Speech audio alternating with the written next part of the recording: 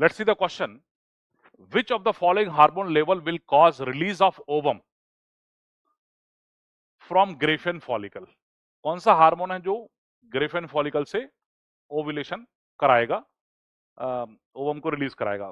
पहला ऑप्शन है high concentration of progesterone, दूसरा है लो कॉन्सेंट्रेशन ऑफ एलएच, तीसरा है लो कॉन्सेंट्रेशन ऑफ एफएसएच, चौथा हाई कॉन्सेंट्रेशन ऑफ ईस्ट्रोजन। बच्चों अच्छा क्वेश्चन है ये, ओव्यूलेशन के बारे में, ओव्यूलेशन का जो मैकेनिज्म है उसमें कौन से हार्मोन्स इन्वॉल्व हैं उसके ऊपर क्वेश्चन पूछा गया है। अच्छे लेवल का क्वेश्चन है। इसका आंसर वैसे हाई लेवल ऑफ ईस्ट्रोजन है, बट कैसे है वो समझते हैं हम जरा। बच्चों यदि आपने मेंस्ट्रुअल साइकिल पढ़ा है, ओवेरियन साइकिल पढ़ा है, तो उसमें 3 फेजेस बताई जाती हैं, है ना? 3 फेजेस के नाम आपने सुने होंगे। एक फेज होती है, देखिए इस क्वेश्चन को समझने के लिए आपको थोड़ा पहले मेंस्ट्रुअल साइकिल का बेसिक आइडिया होना चाहिए, then only you can understand. ठीक है, तो जो मेंस्ट्रुअल साइकिल होता है उसके अंदर फेजेस होती हैं। फर्स्ट टू फोर्थ डे, पहले से फर्स्ट डे से लेकर फोर्थ डे तक जो होता है उसको बोलते हैं ब्लीडिंग फेज, ब्लीडिंग फेज बोलते हैं। फोर्थ डे से लेकर 14th डे इसको बोलते हैं प्रोलिफरेटिव फेज, या इसको अपन फॉलिकुलर फेज भी बोलते हैं। और 14 टू 28 डेज का समय जो होता है उसको सिक्रेटरी फेज कहा जाता है, इसको हम ल्यूटियल फेज भी बोलते हैं। ठीक है, और आपको पता है कि ओव्यूलेशन जो रहता है वो 14th डे के आसपास होता है, ये समय जो है वो ओव्यूलेशन का रहता है। तो ओवम जो है ये देख लीजिए आप, ये ग्रेफेन फॉलिकल है, मैच्योर ग्रेफेन फॉलिकल, ये ओवरी के अंदर फॉलिकल होता है, और इसके अंदर ये oocyte है, ओवम है, ये बाहर निकला, इसको हमने बोल दिया ओव्यूलेशन बोल दिया। ठीक है, ये फॉलिकल जो है वो धीरे धीरे डेवलप हुआ है,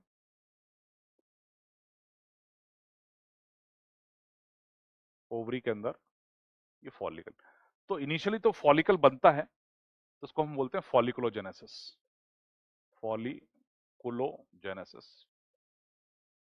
ओव्यूलेशन हो जाता है, उसके बाद बनता है कॉर्पस ल्यूटियम, कॉर्पस ल्यूटियम बनता है, ये मैंने कॉर्पस ल्यूटियम बना दिया।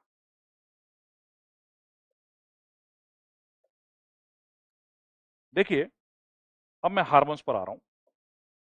ये जो फॉलिकल्स बनने की प्रोसेस होती है ये एफएसएच के इन्फ्लुएंस में होती है। किसके इन्फ्लुएंस में होती है? एफएसएच के इन्फ्लुएंस में होती है। और ओव्यूलेशन जो होता है आपको पता होना चाहिए कि एलएच के इन्फ्लुएंस में होता है। LH causes ovulation. दोनों हार्मोन कहां से निकल रहे हैं? एंटीरियर पिट्यूटरी से निकल रहे हैं। बट ये इस समय ओव्यूलेशन के समय आप देखोगे एलएच का लेवल एकदम बढ़ता है, उसको एलएच सर्ज बोलते हैं, एलएच सर्ज। एलएच लेवल बढ़ता है 14th डे के आसपास, एलएच सर्ज होता है। ठीक है, तो ये एलएच सर्ज जो है ये क्यों होता है, कैसे होता है? एलएच सर्ज 14th डे के अराउंड हो रहा है। जब ये फॉलिकल बनते हैं तो इनसे ईस्ट्रोजन का रिलीज बढ़ जाता है। तो ये 14th डे ओव्यूलेशन हो रहा है, 14th डे ओव्यूलेशन हो रहा है, उसके पहले ईस्ट्रोजन सर्ज होता है। ये फॉलिकल जो बनते हैं इसकी थीका इंटरनल लेयर से, थीका इंटरनल लेयर से ईस्ट्रोजन रिलीज होता है। तो 12वें 13वें दिन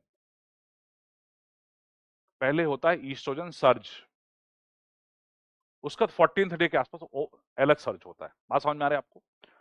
एफएसएच ने फॉलिकल्स डेवलप करा दिए। फॉलिकल जब मैच्योर होता है तो इसकी थीका इंटरनल लेयर जो रहती है वहां से ईस्ट्रोजन का रिलीज होता है। तो ईस्ट्रोजन लेवल बढ़ता जाता है। ईस्ट्रोजन लेवल जब हाई होता है 12 to 13 days of menstrual cycle, उसकी वजह से एलएच सर्ज होता है। High level of oestrogen causes stimulation of hypothalamus, वहां से जीएनआरएच का रिलीज बढ़ता है। जीएनआरएच के रिलीज के बढ़ने से फिर वो एंटीरियर पिट्यूटरी स्टिमुलेट हुई तो एलएच सर्ज होता है। बात समझ में आ रही है आपको? एफएसएच आया, एफएसएच ने फॉलिकल्स को मैच्योर कराया, फॉलिकल से धीरे धीरे ईस्ट्रोजन बढ़ा, बट जब उसको पीक लेवल आता है उसको ईस्ट्रोजन सर्ज कहा जाता है, वो 12 टू 13 डेज पर होगा।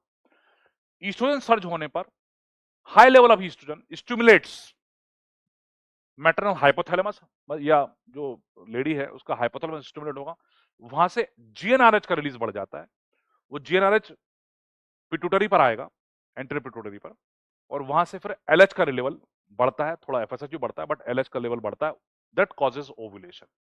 ठीक है, तो एलएच सर्ज लाने के लिए पहले ईस्ट्रोजन का लेवल हाई होता है। ठीक है, बाद में फिर ओव्यूलेशन हो जाएगा, फिर कॉर्पस ल्यूटियम बन जाएगा, कॉर्पस ल्यूटियम फिर वो प्रोजेस्टेरोन रिलीज कराना चालू कर देगा, उससे फिर यूट्रस की और ग्रोथ होगी, वो अलग मैटर। बट क्वेश्चन पूछा था कि which of the following hormone is responsible for ovulation, तो ओव्यूलेशन के लिए प्राइमरीली एलएच रिस्पॉन्सिबल है, बट एलएच का लेवल कैसे बढ़ गया, एलएच का लेवल बढ़ा है ईस्ट्रोजन सर्ज की वजह से। ठीक है, तो अब अपन जरा देखते हैं उस क्वेश्चन में क्या पूछा गया है, which of the following hormone level will cause release of ovum. अब इसमें देखिए एलएच लेवल हाई होना चाहिए, इसमें लो लेवल ऑफ एलएच एक ऑप्शन है, लो लेवल ऑफ एफएसएच लिखा है, ये कोई इनका रोल नहीं है। High level of progesterone, progesterone का तो सिक्रेटरी फेज में लेवल बढ़ता है, सिक्रेटरी ओव्यूलेशन के बाद उसका लेवल बढ़ता है। फोर्थ ऑप्शन है हाई लेवल ऑफ ईस्ट्रोजन। बच्चों ये बहुत अच्छा क्वेश्चन है और इसका फोर्थ आंसर करेक्ट है, oestrogen, high concentration of oestrogen, ये basically 12 to 13 days of menstrual cycle के समय ये होता है, और उसके बाद जो है फिर एलएच का लेवल बढ़ेगा, एलएच सर्ज आएगा, वो 14th डे के आसपास होता है। एलएच सर्ज कब होता है, सर्ज मतलब लेवल बढ़ना, ये 14th डे पर होगा। बट ऑप्शन में यदि हाई लेवल ऑफ एलएच ना हो तो high level of oestrogen is correct answer. ठीक है।